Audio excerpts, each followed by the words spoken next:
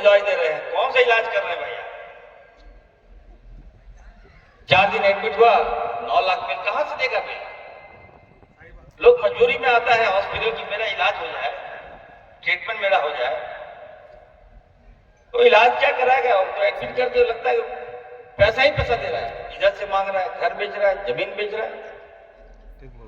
इसलिए मैं अपने आवाम को आश्वस्त करता हूं कि मैं बहुत जल्द सभी हॉस्पिटल में मैं रेट फिक्स कर दूंगा। MRI का एक ही रेट होगा, CT स्कैन का भी एक रेट होगा, जो जांच होगा उसका भी एक रेट होगा, डॉक्टर का जो इलाज है वो भी एक रेट होगा। उसके बाद मैं देखता हूँ बिल कैसे बनाते हैं। मैं अपने लोगों का खून नहीं दूंगा पीने, याद रखिए। अनवर साहब आप साथ में हैं, ठीक है, अच्छी बात, लेकिन थोड़ा देखिए आपके साथ भी बहुत से ग्रुप के हॉस्पिटल लोग हैं, मेडिकल लूट हो जाए हुआ, मरने के बाद बॉडी तक नहीं देता है। अभी हल्का मचाया हुआ है, मतलब बता दिया कोई भी हॉस्पिटल याद रखिएगा मर गया तो उसका बॉडी आपको फ्री में देना होगा। कम से कम इतना तो इंसानियत रखना होगा आपको पेमेंट लेना ले लीजिए, 1 दिन 2 दिन 3 दिन 4 दिन, अगर मान लीजिए पैसे में हमारा लैप्स कर गया तो कम से कम एक इंसानियत होने के नाते आपको पेशेंट को फ्री में छोड़ देना चाहिए। अब ये नहीं पैसा दो तब बॉडी देंगे, ये हम तो नहीं चलने देंगे। याद रखिए हम सारा व्यवस्था हम आप लोगों के लिए ही करेंगे, ठीक ठाक करेंगे, ये मैं कहना चाहता हूं। इस देश के आजादी में हमारी कुर्बानियां हैं, हमारे लोग शहीद हुए हैं। यहाँ हम जिस परिवार से आते हैं, जिस खानदान से हम आते हैं, कारण से हमारे दादा पटारे अंग्रेजों ने गोली मार दिया उन्हें, उस पर अगर आप प्रश्न चिन्ह कीजिएगा तो ये तो बर्दाश्त के बाहर की बात है। हमने हर जगह हमने कहा कि नहीं, संविधान का शपथ हम खाए हैं तो हर क्षेत्र का विकास करेंगे। हमने आदिवासियों के क्षेत्र में चले जाइए, कोई ऐसा रोड नहीं, गांव में रोड नहीं होगा जो दिया नहीं मैंने, पुल पुलिया दिया, दलित की यहाँ भी हमने दिया, और अल्पसंख्यक के यहाँ भी हमने दिया। और अब तो मुझे स्वास्थ्य मंत्रालय का मौका मिला। हमें तो माननीय मुख्यमंत्री हेमंत सोरेन जी और राहुल गांधी जी ने कहा कि नहीं, अब आपको स्वास्थ्य देखना है, खाद्य आपूर्ति भी है हमारे पास और आपदा विभाग भी है। मेडिकल के क्षेत्र में बहुत बड़ा बदलाव हम करने जा रहे हैं, आप लोगों को देखने को मिलेगा। स्वास्थ्य की गारंटी, मैं तो पढ़ा हूं विदेश से, MBBS भी हूं, MD भी हूं। अभी हमारी बहन हमारे बारे में बता रही थी, 3 बार का विधायक हूं मैं और सेवा का अवसर दिया है हेमंत जी ने मुझे एज ए स्वास्थ्य मिनिस्टर। तो निश्चित तौर पर झारखंड में स्वास्थ्य की व्यवस्था को सुधारना है, मुझे क्रिटिसाइज नहीं करना है, जो हुआ सो हुआ, लेकिन अब जो है इसको ठीक करना है। मैं विदेश में पढ़ता था तो वहां पे स्वास्थ्य के लोगों को गारंटी है, उनको चिंता नहीं होता था कि हम बीमार हैं कि क्या होगा, इलाज होगा कि नहीं होगा। वहां जो हेल्थ काउंसलाइज नहीं हुआ है वहां, लेकिन हमारे हिंदुस्तान में अब चले जाइए, अगर कोई हॉस्पिटल खोलिएगा, कोई एजुकेशन खोलिएगा तो वो लगता है कि व्यवसायीकरण लोग कर दिया। ये मैं नहीं चलने दूंगा। आने वाले दिनों में आप देखिएगा 14 तारीख के बाद आपको स्वास्थ्य के क्षेत्र में बहुत बड़ा बदलाव देखने को मिलेगा, आम लोगों के लिए भी। 4 महीने का समय था, लेकिन मैंने काम करके दिखाया है लोगों को कि नहीं, विभाग कोई भी हो काम करने वाला होना चाहिए।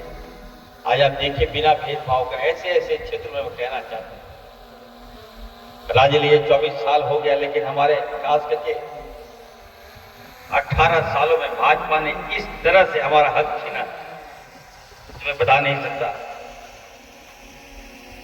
जब मैं गजट देख रहा था, जब मैं आंकड़े देख रहा था, तो सबसे ज्यादा कोई शोषित हुआ है इस राज्य में तो हमारा अल्पसंख्यक कौम शोषित हुआ।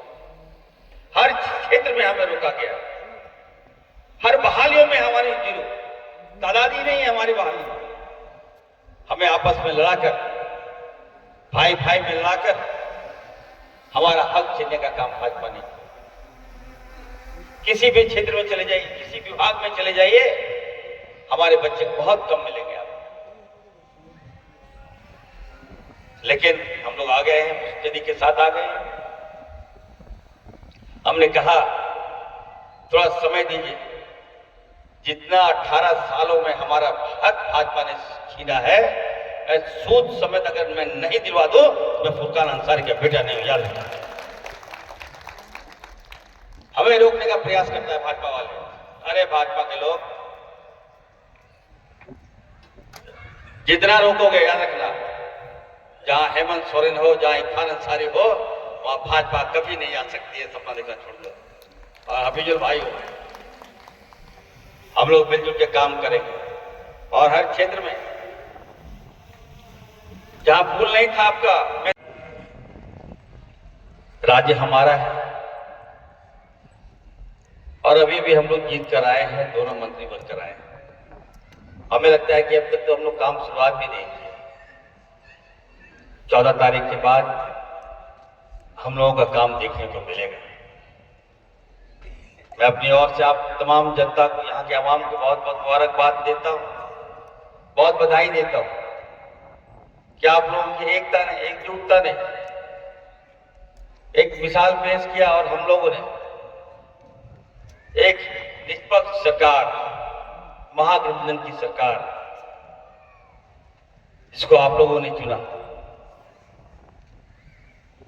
और आज जिस तरह से सांप्रदायिक शक्तियों ने झारखंड का माहौल खराब करने का प्रयास किया, हमें बदनाम करने का प्रयास किया, हमारे समाज को बदनाम करने का प्रयास किया, यहां तक कि हमारे अल्पसंख्यक समाज को नीचा दिखाने का प्रयास किया। कभी हमें बांग्लादेशी कहा जाता था, कभी हमें घुसपैठिया कहा जाता था, लेकिन आपकी एकता ने, आपकी अखंडता ने, आपकी एकजुटता ने यहां पे हमारी सरकार को बनाया। निश्चित तौर पर मैं कहना चाहता हूं, आज हमारे मुख्यमंत्री आदरणीय हेमंत सोरेन जी के नेतृत्व में नई सरकार का गठन हुआ है। उनकी सोच है कि हम आम जनता को मजबूत करें, गरीब को मजबूत करें, हमारे बाल बच्चों को एजुकेशन दें। जब भी हम लोग बैठते हैं, कैबिनेट में बैठते हैं, तो उनका जो फोकस होता है, बिना भेदभाव का हम लोग चाहते हैं कि हमारे बच्चे को हम लोग तालीम दें, एजुकेशन दें। इसके तहत हम लोगों ने खास करके स्कॉलरशिप हम लोग दे रहे हैं। जितना स्कॉलरशिप चाहिए, बिना भेदभाव का हम लोग स्कॉलरशिप देंगे। जो बच्चे और बच्चे बाहर पढ़ना चाहते हैं, जो माँ बाप एफर्ट नहीं कर रहे हैं, हमारी सरकार एफर्ट करेगी। अपने बाल बच्चों को हम लोग अगर चाहे वो बाहर की तालीम लेना चाहें, बाहर अगर जाकर एजुकेशन लेना चाहें, तो निश्चित तौर पर हमारी सरकार उनको हम लोग स्कॉलरशिप मुहैया कराएंगे। ये हम आप सबको श्योर करते हैं, आश्वस्त करते हैं।